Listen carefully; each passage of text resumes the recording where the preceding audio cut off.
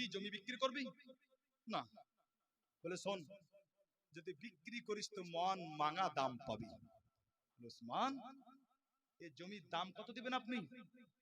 আল্লাহর নবীর প্রেমিক সাহাবী হযরত উসমান বলেছিলেন, আমার মসজিদে নববীর সামনে যে তোর জমি আছে যদি বিক্রি করিস, তাহলে আমি উসমান গনি রাদিয়াল্লাহু তাআলা আনহু ওই জমির দাম তোকে ৩৩,০০০ সোনার টাকা দিব।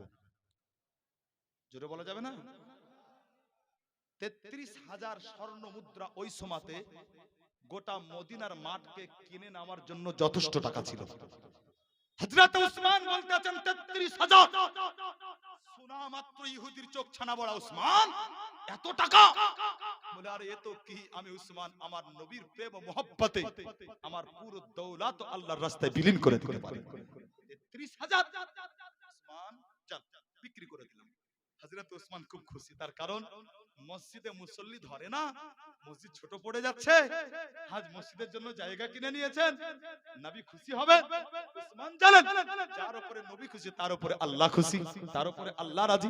হযরত উসমান খুশি খুশি মসজিদে আসলেন। হুজুর এই দেখেন দলিল পত্র, ওই সময়তে যেভাবে কাগজ হতো, হযরত উসমান বলছেন হুজুর আজ থেকে মসজিদে নববীর সামনে এই যে জমি, এই জমির মালিক আর কেউ নয়, ইয়া রাসূলুল্লাহ আমি উসমান নিজের টাকা দিয়ে কিনে নিয়ে আমি আল্লাহর ঘর মসজিদের জন্য দিয়ে দিলাম। আল্লাহর নবী আকা মুস্তাফা শোনা মাত্রই আল্লাহর নবী বলতে আছেন আলী, লাব্বাইক ইয়া রাসূলুল্লাহ। আল্লাহর নবী বলতে আছেন আলী লিখো। একবার জোরে জোরে বলেন সুবহানাল্লাহ। আল্লাহর নবী বলতে আছেন আলী লিখো। হযরত আলী উঠলেন, কলম ধরলেন। আল্লাহর নবীর সাহাবী হযরত আলী বলতেন ইয়া রাসূলুল্লাহ কি লিখবো? নবী আমার বলতে আছেন বলে আলী লিখো, আমি আল্লাহর পয়গম্বর আজ আমি আমার উসমানের কাছে আল্লাহ তাআলার একটা জান্নাতকে বিক্রি করে দিলাম। আপনি ভাববেন কি বিরাদার, জান্নাত বানিয়েছেন আল্লাহ, জান্নাতের মালিক হচ্ছেন আল্লাহ, কিন্তু বিক্রি করছেন নবী পাক আকা মুস্তাফা। জান্নাতের মালিক আল্লাহ, বিক্রি করছেন রাসূলুল্লাহ। কেমন করে আপনার সম্ভবটা হয়? মুসলমান কান লাগিয়ে শুনুন, যদিও জান্নাত বানিয়েছেন আল্লাহ, কিন্তু বন্টনকারী আমার মুস্তাফাকে বানিয়ে দিয়েছেন। আমার নবী পাক আকা মুস্তাফা সাল্লাল্লাহু তাআলা আলাইহি ওয়াসাল্লামকে আমার আল্লাহ পাক রব্বুল আলামিন যেটা দিয়েছেন বিরাদার, সেটার মালিক ও মুখতার বানিয়ে দিয়েছে। দাওয়াত দুই রকমের হয়। কয় রকমের হয় বাবা? বুঝে নেন, বুঝে নেন। এই ভাইরা শোনো, শোনো, শুধু গীত শোনার চেষ্টা করিও না। সুন্নির একটা বিরাট অধপতনের কারণ আপনার মাশাআল্লাহ যাই বলুক, যদি সুবহানাল্লাহ কানে হাত দিয়ে সুর লাগাইতে পারে, এই বর্তমানে সবচাইতে আপনার বড় বক্তা। বাস্তব বলছি বাবু, যাকে পড়িয়া শুনিয়া মানুষ করলাম, 22 বছর স্টেজে বক্তব্য রাখছে আপনার, আল্লাহ যদি হায়াতে রাখে তো কিছুদিন পর বেটা আসবে, কিছুদিন পরে বেটা মৌলবি হয়ে যাবে। তো যাকে পড়িয়ে তৈরি করলাম, যাকে এখনো পড়াবো, তো মাশাআল্লাহ বলে হুজুর দারুণ বক্তা।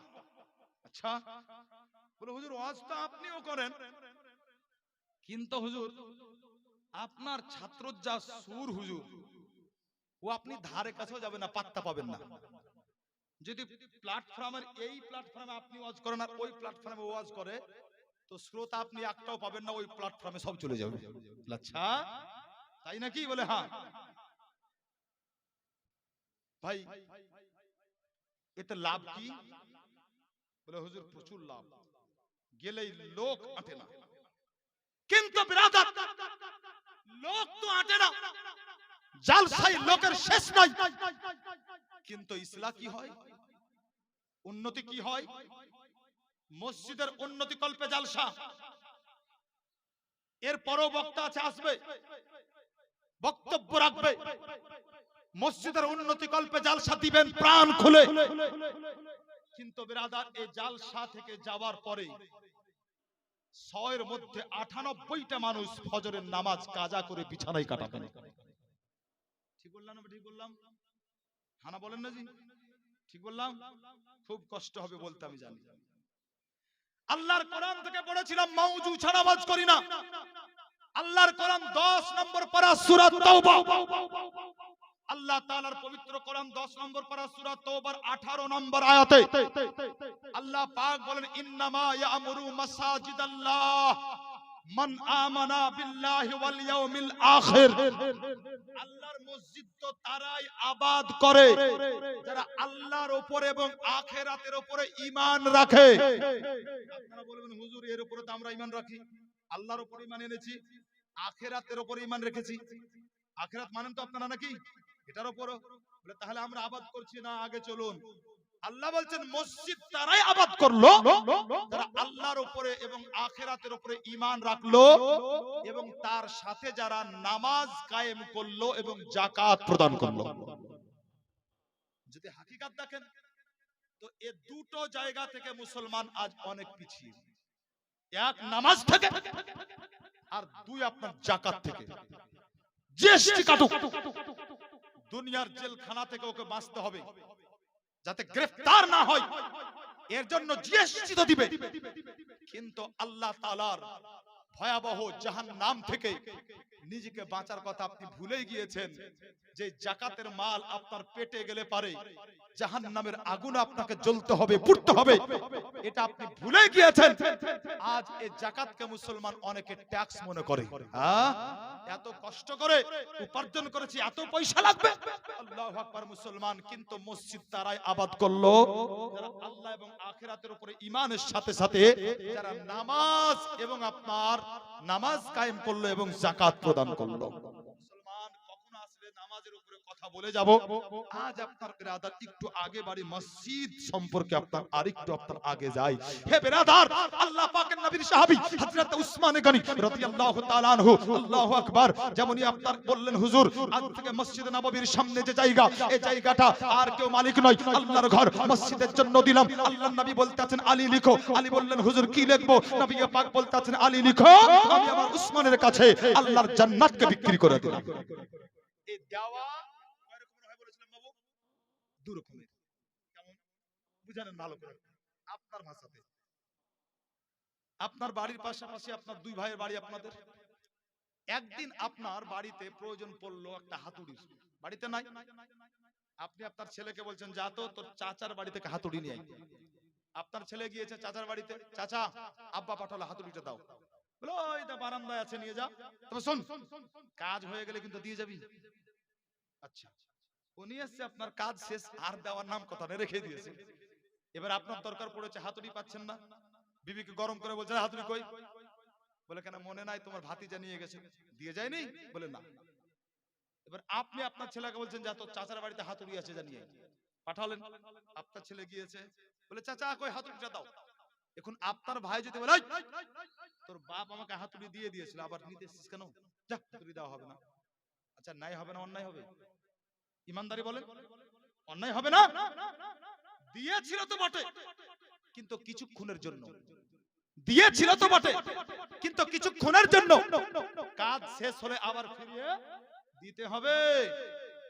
এটা এক ধরনের দেওয়া, কিছুক্ষণের জন্য মালিক বানানো। আর আরেকটা দেওয়া হয় কি জানেন? হুজুর এই রুমালটা খুব সুন্দর লাগছে, দেন তো। দিয়ে দিলাম আপনাকে।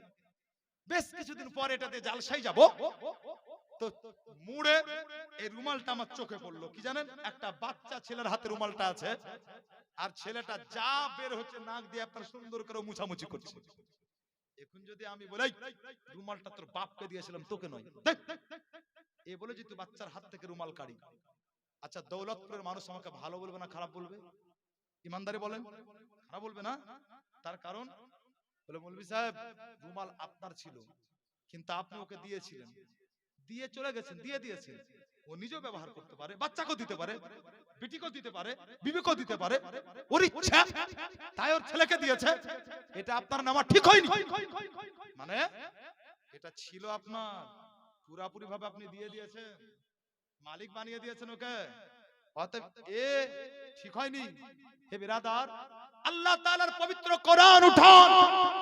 আল্লাহ তাআলা বলেন ইন্না আতাইনা, আলিফ আন জবর আ, তায়া জবর তাই, নূন জবর না, কাফ জবর কা, আতাইনা কা। হে বিরাদার, একবার একবারে পুরাপুরি দাওয়াটা যখন আপনি বানান করতে যাবেন তো গ্রামাটিক্যাল দিক থেকে দেখতে গেলে যেটা বানান দই দিয়ে হয়, নুক্তাওয়ালা তে ছাড়া দই দিয়ে যেটা বানান করা হয় এটার অর্থ দাঁড়াবে যেটা দিলাম তো একবারে দিলাম। আল্লাহ পাক রব্বে কায়নাত বলেন ইন্না আতাইনা কাল কাউসার, হাবিব যেটা তোমাকে দিয়েছি ওর মালিক তোমাকে বানিয়ে দিয়েছি। অতএব জান্নাত আমি বানিয়েছি আল্লাহ, কিন্তু জান্নাতের মালিক ও মুখতার হাবিব তোমাকে বানিয়ে দিয়েছি। তোমার ইচ্ছা হলে তোমার প্রেমিককে আমার জান্নাত তুমি বন্টন করতে পারো। এর জন্যই মুস্তাফা বলেছেন আল্লাহু ইউতি ওয়া আনা কাসিমুন, আল্লাহ দেনেওয়ালা मैं মুস্তাফা বাটনেওয়ালা। আল্লাহ দেয় মুস্তাফা বন্টন করি। আল্লাহর নবী বলতে আছেন আলী লিখো, হযরত আলী লিখলেন বিরাদার আল্লাহর নবী বলতে আছেন বলে আলী কাগজটা উসমানকে দিয়ে দাও। হযরত আলী রাদিয়াল্লাহু তাআলা আনহু কাগজটা আমার উসমানকে দিয়ে দিয়েছেন। হযরত উসমান কাগজটা নিলেন, বড় মোহব্বতে কাগজে চুমা দিলেন। কাগজে চুমা দেওয়ার পরে বিরাদার হযরত উসমানে গনি রাদিয়াল্লাহু তাআলা আনহু কাগজটা নিজের পকেটে রাখলেন। আল্লাহর নবী আকা মুস্তাফা বড় খুশি হয়েছেন বিরাদার। নবী পাক আকা মুস্তাফা এবার মসজিদের ফজিলত শোনাতে আরম্ভ করলেন। আল্লাহর নবী বলতে আছেন শোনো, কেউ যদি আল্লাহর জমিনে পাখির বাসার সমান একটা মসজিদ বানায় সে যেন নিজের জন্য জান্নাতে একটা বড় মহল তৈরি করলো।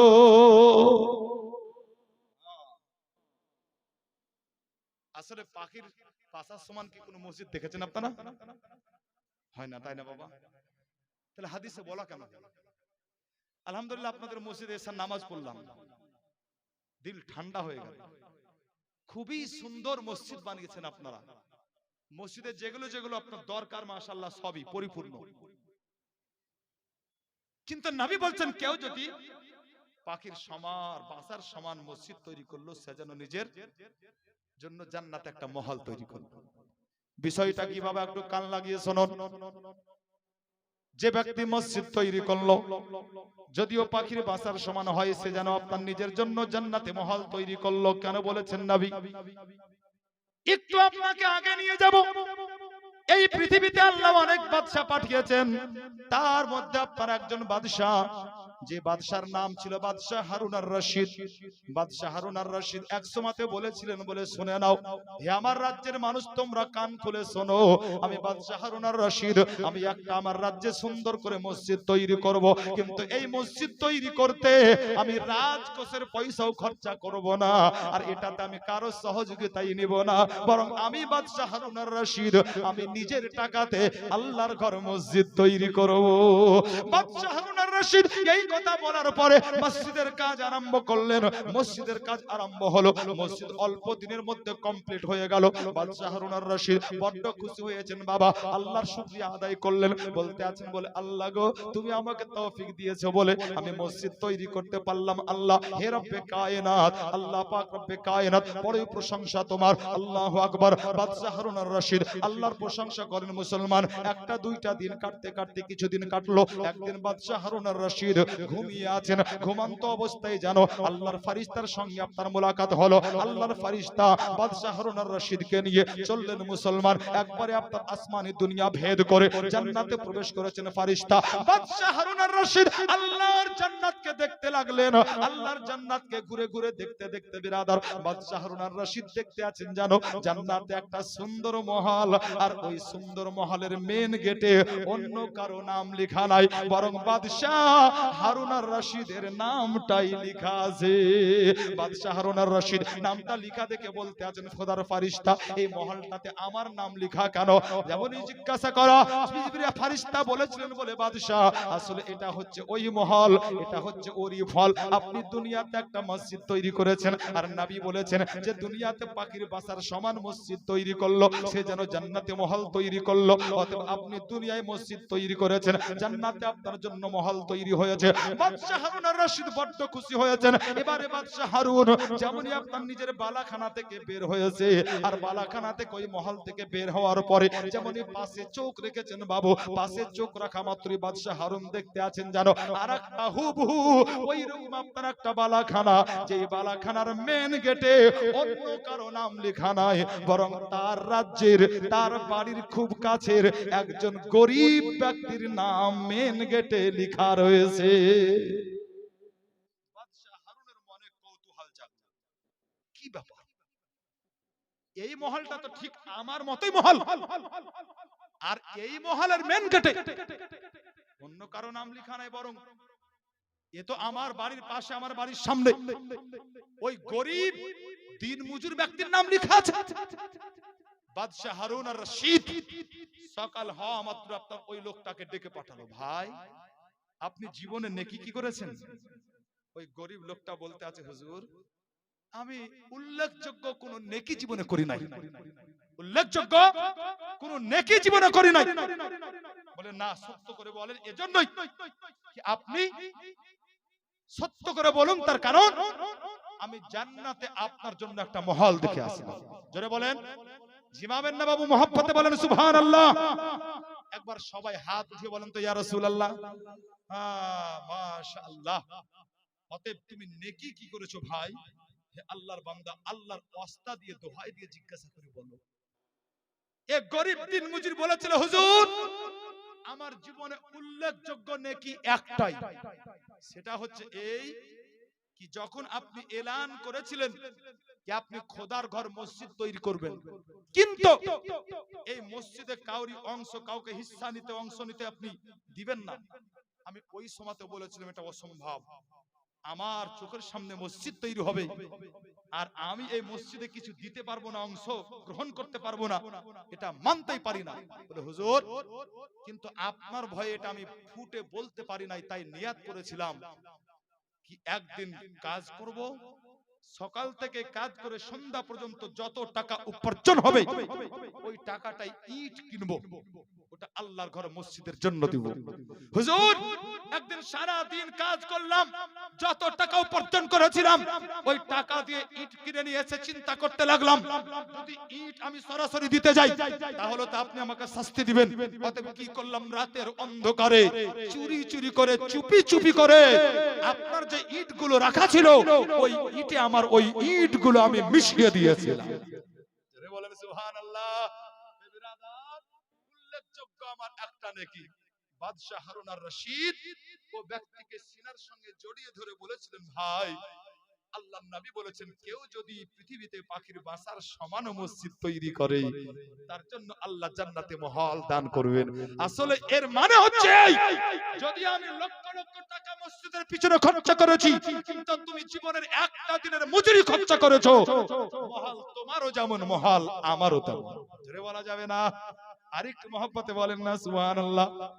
আল্লাহর নবী আমার বলতে আছেন, বলে আলী কাগজ দিয়েছে? বলে হুজুর দিয়েছি। হযরত ওসমান কাগজটা নিয়ে আপনার চুমা দিলেন, চুমা দেওয়ার পরে নিজের পকেটে রেখেছেন। নবী আমার মসজিদের ফজিলত বর্ণনা করছিলেন, বর্ণনা করতে করতে আকা মুস্তাফার চোখখানা আমার প্রিয় ওসমান গনি রাদিয়াল্লাহু তাআলা আনহু, প্রিয় ওসমানের চেহারার উপরে যেমনই পড়া আমার নবীর চোখ দিয়ে ঝরঝর করে পানি ঝরতে আরম্ভ করলো। সাহাবায়ে কেরাম অবাক হয়েছেন, ইয়া রাসূলুল্লাহ এক্ষুনি আপনার মুখে হাসি, হুজুর কত সুন্দর লাগছিল আমাদের, কিন্তু ইয়া রাসূলুল্লাহ হঠাৎ করে আপনার চোখ দিয়ে পানি ঝরতে লাগলো, কারণটা বুঝি নাই। আমার নবী বলতে আছেন, বলে শোনো আমি অন্য কাউকে দেখে নয় বরং আমি আমার ওসমানকে দেখে কান্না করি। আল্লাহু আকবার। সাহাবায়ে কেরাম জিজ্ঞাসা করতে লাগলেন, বলে হুজুর আপনি ওসমানকে দেখে কেন কান্না করেন? আল্লাহর নবী বলতে আছেন এজন্যই কান্না করি, বলে আমার ওসমান যেই মসজিদের জন্য জায়গা কিনে দিল, যেই মসজিদের জন্য এত টাকা খরচা করলো, বলে আমার সাহাবায়ে কেরাম শোনো, আমি যখন দুনিয়া হতে চলে যাব, দুনিয়া হতে জাহিরি হায়াত থেকে পর্দা নিয়ে নেব, আর আমার পর্দা নিয়ে নেওয়ার পরে 23 বছর পরে আমার উসমানের ইন্তেকাল হবে। তবে ইন্তেকালটা স্বাভাবিক নয়, আমার উসমানকে শহীদ করা হবে, আর যেই সময় আমার উসমানকে শহীদ করা হবে ওই সময়তে মসজিদে আজান চলবে। আল্লাহু আকবার। বিরাদার সাহাবায়ে কেরাম অবাক হয়ে গেলেন। আল্লাহর নবী বলতে আছেন, শোনো অবাক হয়ে যেও না, আমি তোমাদের যে খবরটা দিই ওটা তোমরা মাথায় রেখে দাও। আমার দুনিয়া হতে চলে যাওয়ার 23 বছর পর আমার উসমানের ইন্তেকাল হবে। আল্লাহু আকবার। একজন সাহাবী বলতে আছেন, বলে হুজুর তাহলে আপনার উসমানকে শহীদ করা হবে? আল্লাহর নবী বলতে আছেন, বলে হ্যাঁ উসমানকে শহীদ করা হবে। আল্লাহু আকবার। হে মুসলমান, আল্লাহ পাকের নবী আকা মুস্তাফা সাল্লাল্লাহু তাআলা আলাইহি ওয়াসাল্লাম চোখের পানি ঝরিয়ে ঝরিয়ে বলতে আছেন, বলে শোনো আমার উসমানকে কিয়ামত কেমন করে মারা হবে, আমার উসমানকে কি দিয়ে আঘাত করা হবে, আমি নবী যেন সব দেখতে পাই। সাহাবী বলতে আছেন, হুজুর আপনার উসমানকে আঘাত করা হবে এবং আপনার উসমানকে শহীদ করা হবে। হুজুর কি দিয়ে আঘাত করা হবে? আল্লাহর নবী বলেছিলেন, শোনো, আমার উসমানকে ভোজালি দিয়ে আঘাত করা হবে। হে বিরাদার, প্রতিটা মুহূর্তের খবর আমার নবী পাক আকা মুস্তাফা সাল্লাল্লাহু তাআলা আলাইহি ওয়াসাল্লাম বলে দিয়েছিলেন। হে বিরাদার, আমার চলে যাওয়ার 23 বছর পর আমার সাহাবী শহীদ হবে। আচ্ছা ইমামদারি বলেন, এটা গায়েবের খবর কিনা? হানা বলেন না বাবা, গায়েবের খবর না? গায়েবের খবর। আচ্ছা এরপরও যদি কোনো না দান বলে কি নবী গায়েব জানে না? আচ্ছা বলেন তার বক্তব্য শুনবেন? সুন্নি তো শোনা উচিত না। কিন্তু এই অ্যান্ড্রয়েড মোবাইল আজ বহু যুবকের ঈমানকে নষ্ট করে দিয়েছে। এই বড় ভয়ানক ক্যান্সার ঈমানদারের জন্য। আল্লাহু আকবার, শুধু যুবককে নয় যুবতীকে নষ্ট করেছে। হ্যাঁ আল্লাহু আকবার, এই অ্যান্ড্রয়েড মোবাইলে চোখ রেখে ইউটিউবে আপনার আবল তাবল ছাগলদের বক্তব্য শোনার পরে আজ আকা মুস্তাফার সম্মানের তৌহিন করতে যুবক একটু আপনার দ্বিধা করে না। এমনও বলতে আছে, হুজুর এত ঘেটে দেখলাম, আমি অ্যাপসের মাধ্যমে 10 বার কোরআন খতম করলাম তরজমা সহকারে, কিন্তু কোন জায়গাতে দেখলাম না কি নবীর আক্ষরিক জ্ঞান ছিল, নবী শিক্ষিত ছিলেন। যতটুকু দেখলাম ঘেটে গোটা তো নবী মূর্খ ছিলেন। রাদার এজন্য একটা প্রবাদ বাক্য আছে, পাস করা না চলি আর ডিগ্রি পেয়ে বিগড়ে গেলে। আরে অ্যান্ড্রয়েড মোবাইলের অ্যাপসের মাধ্যমে যদি তুমি কোরআন শিক্ষা কমপ্লিট করে নিতে পারতে, তাহলে আমি হারুন, আমি নিজে আমার 2 ছেলেকে মাদ্রাসায় পড়িয়ে মৌলবি তৈরি করতাম না, বরং আল্লাহ অনেক দিয়েছে, 2 বেটাকে দুটো আপনার লাখ টাকা দামের ফোন কিনে দিয়ে বলতাম, তোদেরকে দামি ফোন দিয়েছি, আজ থেকে তোরা মৌলবি না, তোরা মুফতি হয়ে গেলি। তা তো নয়, একে বুঝার জন্য অনেক খ্যার খড়ি আপনার পুড়িয়ে তারপরে আপনার এই কোরআনকে বুঝা যায়। হে মুসলমান, কিন্তু আজ আপনার বড় ভয়ানক অবস্থা, আজ বড় ভয়ানক দিক। একদিকে যেমন আপনার আকা মুস্তাফার তৌহিন করতে পিছপা হয় না, অপরদিকে আপনার আজ মুসলমান যুবক যুবতী আপনার এর মাধ্যম দিয়ে কত যে গুনাহ করছে, যে গুনার হিসাব কিন্তু দিতে কিয়ামতের দিন পারবে না। হে বিরাদার, আল্লাহু আকবার, আজ অনেক যুবক ভাই আছেন, আলিম নসিহত করা দায়িত্ব করে যায়, যদি শুনে নেন মেনে নেন তো আপনার জীবন কামিয়াব। রাতের অন্ধকারে নির্জন স্থানে বসে আপনি যে ঘৃণা তাসবির আপনি মোবাইলে দেখতে আছেন, আল্লাহু আকবার, আপনি ভাবছেন কেউ দেখছে না, আল্লাহু আকবার, কিন্তু মনে রাখুন, যদি আপনাকে বলি বলে ভাই এত ঘৃণা তাফসীর, এত নঙ্গি, এত নাংটা ছবি আপনাকে ইন্টারনেট খরচা করে পয়সা দিয়ে রিচার্জ করে আপনাকে দেখতে হবে না, বরং আপনাকে প্রিন্ট আউট করে দিচ্ছি, বরং এটা আপনি সুন্দর করে ঘরে রাখেন। জবাব আসছে, হুজুর মৌলভী সাহেব এটা সম্ভব নয়, এজন্যই যদি এটা প্রিন্ট আউট করে ঘরে রাখি তাহলে কোন সময় ঘরে বড় ভাই ঢুকতে পারে, বড় ভাই চোখ পড়লে পারে আমার শাস্তি হবে, মারবে। আবার বড় ভাই যদি না হয়, কোনো মতে যদি কোন রকম ভাবে আব্বা ঢুকে যায় আর আব্বা ঘরে প্রবেশ করে, যদি এই রকম ছবি দেখে নাই, তাহলে আব্বা তো আর কোনো খায়ের রাখবে না, হয়তো বাড়ি থেকে গলা ধাক্কা দিয়ে বের করে দিবে। বলে এ যুবক শোনো, আব্বার ভয়, বাপের ভয়, বড় ভাইয়ের ভয়, কিন্তু শুনে নাও, বড় ভাই আব্বা এদের ভয় না করে যদি তুমি আল্লাহকে ভয় করতে, তাহলে তোমার জীবন কামিয়াব হয়ে যেত। অন্ধকারে তোমার ভাই তোমার বাপ, কিন্তু কিন্তু কে দেখবে? তোমার আল্লাহ দেখবে। আল্লাহ দেখবে না ভাই? আপনার আল্লাহ দেখবে। ভয় কাকে করবেন? যেটা বলেন কাকে করবেন? ওয়ালাম ইয়াখশা ইল্লাল্লাহ। এই আয়াতে কারিমায় আগের যে অংশ আল্লাহ তাআলা বলছেন, যারা মসজিদ আবাদ করে, কারা? যারা আল্লাহ আখিরাতের উপরে ঈমান রাখে, নামাজ কায়েম করে, যাকাত প্রদান করে, এবং তারা আল্লাহ ছাড়া কাউকে ভয়, আল্লাহ ছাড়া কাউকে ভয়, জোরে বলুন করে, জোরে জোরে বলতে হবে, আল্লাহ ছাড়া ভয় কাউকে করে না। হাকিকাতে মসজিদ তারাই আবাদ করে। হে মুসলমান,